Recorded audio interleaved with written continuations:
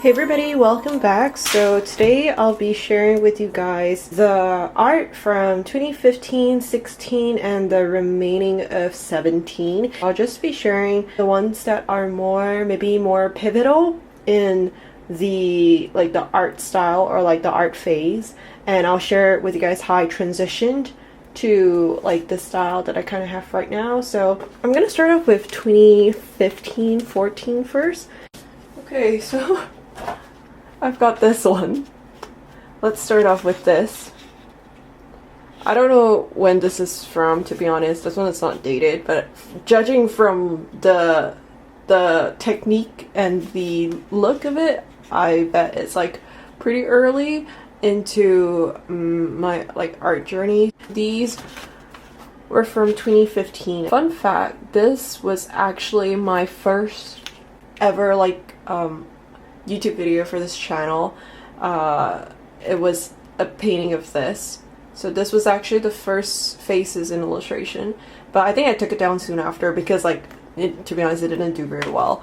And so this was how I used to sketch my faces. So I'm pretty sure these were Copic markers or like pro markers. So you can see that all of them have like the same type of face proportion and all. I didn't go to art school back then, so all I did was I referenced a lot of books and a lot of online materials to learn fashion illustration, and I would say like the better ones for like beginners to just understand the standard form would be 9 Heads, and it just teaches you like the proportions and everything, and then afterwards when you kind of get it like solidify your knowledge on them, then you can start tweaking things and making it your own.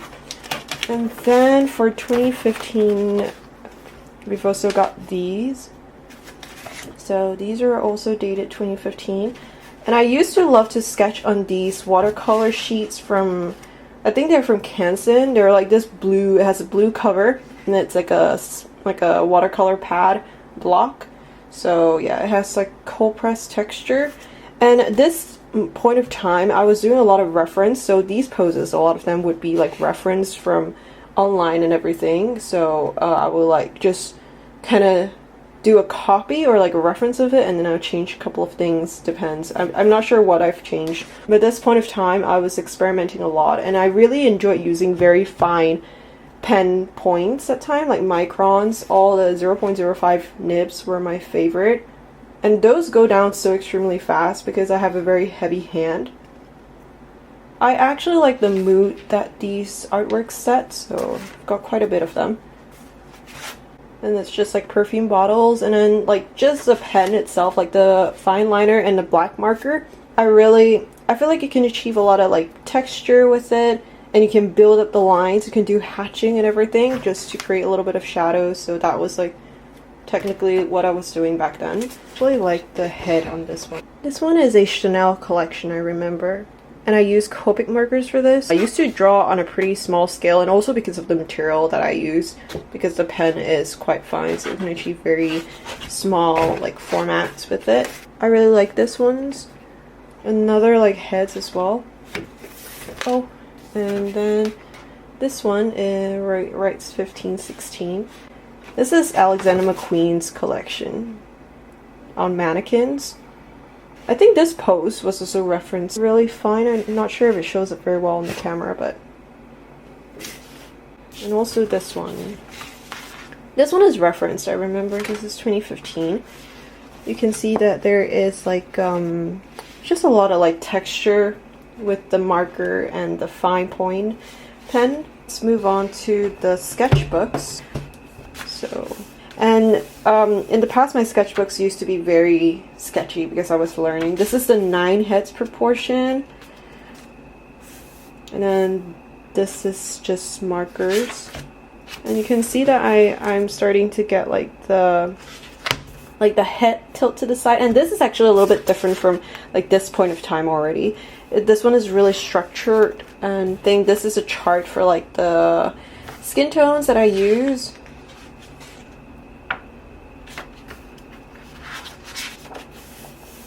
So over here, I primarily focus on like the sketch instead of like the face and everything. You can see that the face is really stylized. It's not really filled in. So a lot of the times there's some styles or of like fashion illustration where like the face is just not really focused on, because fashion illustration is the main point is just to show off the clothing. So this is it. And this too is also repeated. So you can tell it's a template because all of them has the same. This one actually already looks a little bit like the 2017 sketchbooks. This is also reference. I think this one is from David Downton's, one of his fashion illustration, I'm pretty sure. This is referenced. Oh, this is quite nice. This one is a bit more refined in terms of the strokes, how the color is laid down as well. And then this one is in charcoal. So this is already looking a lot like the faces in fashion illustration, and this was because I introduced like the Sharpie fine point. So this thicker line is actually the Sharpie fine point, and then for the details I still keep to using the really fine pen. So now let's move on to, I guess, the 2016 part of the art. And I feel like this is when it starts looking a little bit more familiar. So I guess 2016 was also more pivotal for me, since I started really drilling down on like this specific art style. I feel like my faces still look like a little bit similar to this. It still has what is it, like nuances that you can find. It's just like maybe the neck is no longer like jutting out from the side like that, and the faces are not so angular anymore, but I feel like you can see traces of my current style in these artworks, and I feel like these artworks just look a little bit more recognizable for me. And also, in a way, I really want to say it's like important to like your growth from like your really bad moments to your good moments, because without your bad art, you will never learn to make good ones. Like art that I'm making now will also maybe seem bad to the artist that I will be in another 10 years. There is like a learning phase to everything, and I feel like this moment of time, 2015, 16, 17, and even 18, was a time of my art journey that I grew a lot, because learning actually, like especially the early to mid stages of that learning process, just to become good at something, is actually the one where like you learn, you experiment the most, because you're trying to see what works and what doesn't. So I used a lot of markers during this time, and it's just a lot of the Sharpie pen as well.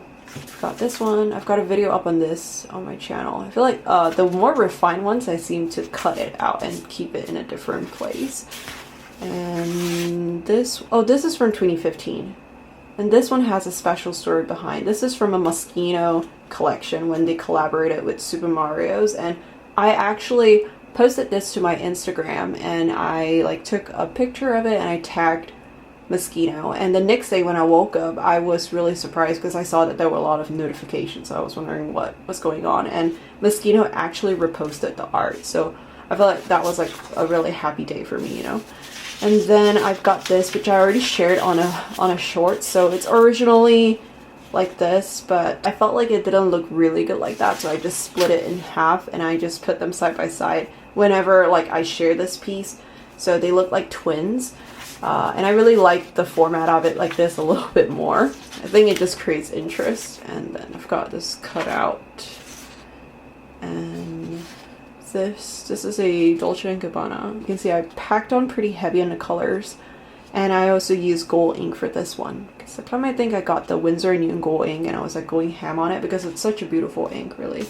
And then this one is on marker paper. I think this is just like an illustration. I'm pretty sure I did this for school. I think that time I was trying to enroll myself into art school, so I needed to build like the portfolio. So I did a couple of like these technical, like more technical sketches. And I've got this one. I really like this one actually. It's really simple, but I don't know. It's just, I really like this one. There's also this. This is also like, I think I just did it like a template, and then I just sketch whatever I wanted. I like the colors on this one, that's why I kept it. Illustrations like this just shows off the clothes, so it's more primarily focused on the clothes than really the illustration style. Now let's move on to the Classic Artist Journal. I think this is my first ever of this sketchbook. So I do one every year ever since that. And I think this is the very first one. I'm just gonna go through some of them. So yeah, same thing, Copic markers and the micron liners. And then I really like this one. This one is just like some watercolor inks. And I like that the watercolor is just trailing down below her.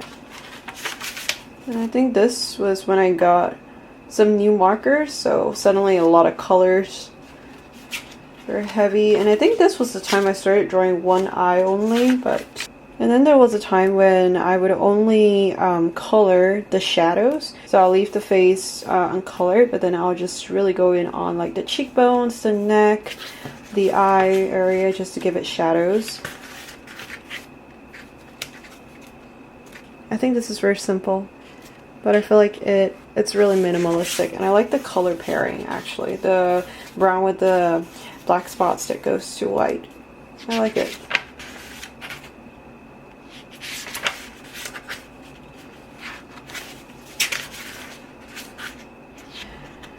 Okay, to be honest, this sketchbook is quite repetitive. I feel like all my sketchbooks are. I kind of draw the same things, the same subjects. Okay, this one is pretty nice. I like the color. And I feel like that point of time when I like to only add touches of color to the contours or like to the areas with shadow, it really makes the illustration pop. I love the color combination over here. The grays with the orange. It's really pretty. I think these are a little bit more fun with a little bit like more fun colors. And then I think this is my very first 101 Dalmatian sketch. And I would do this like over and over again in all my different sketchbooks. And this paper actually holds up pretty well. It does like go to the other page, but it's because this paper is not really meant for that anyways. But I love how the markers look on this paper. This is one of my favorite scenes, or like one of the favorite ones that I did. I just really like how it's framed. Okay, and then this is the sketchish style. And I feel like I would hold on to this style for a pretty long time, like this look for a pretty long time. I really like this page. I like to have notes. What's this? I think this is just some ideas. I really like these series of sketches with this color scheme. I really like those more muted color schemes than I do like those really like loud and colorful ones. I think this was when I relied more heavily on brush markers as well, like brush pens. You can see I would go over a lot of the things with another layer of that brush pen. And then this is from Aristocats. So this is it for this sketchbook. So then we've got this sketchbook. This one is my Holbein sketch pad. It's one of my favorite sketchbooks. This is from September to November of 2017. So let's begin. Okay, I think I started... This sketchbook is a oil pastel sketchbook. That's why there's a lot of like the vellum inside, because I didn't want the oil pastels to transfer, and I don't have a fixative. So I think I just played around with the medium, really, not necessarily like, oh, the smell takes me back. There's like a very distinct smell. And I know the pastels I use for this, I use the Holbein oil pastels, but just the regular ones. But it's a bit harder to work with. You can see it's not as creamy as per se the Sennelier, but actually it also creates some really nice texture. And yeah, it was more, I think I was like just feeling very experimentative, so I would try a lot of things. And I feel like the oil pastels, how I like to use it is I usually just like to use it to add texture to a piece. So something like that. Oh, kind of use it to add texture.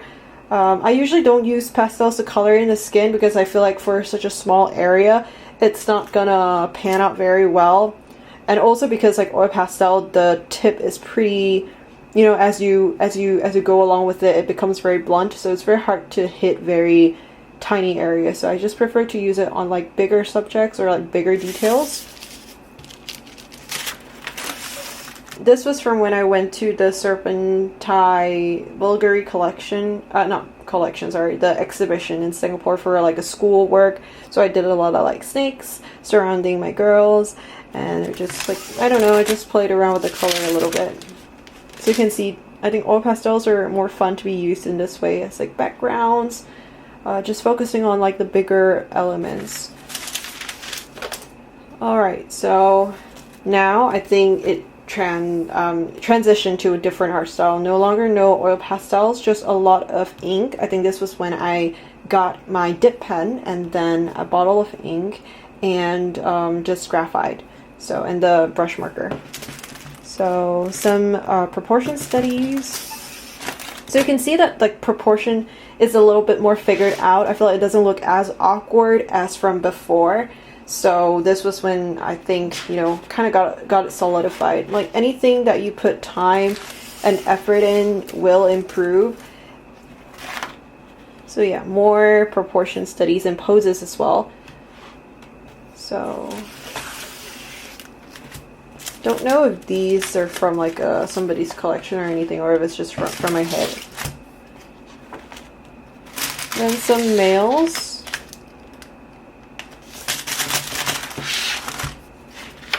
Oh, I think that's it for this sketchbook, yeah.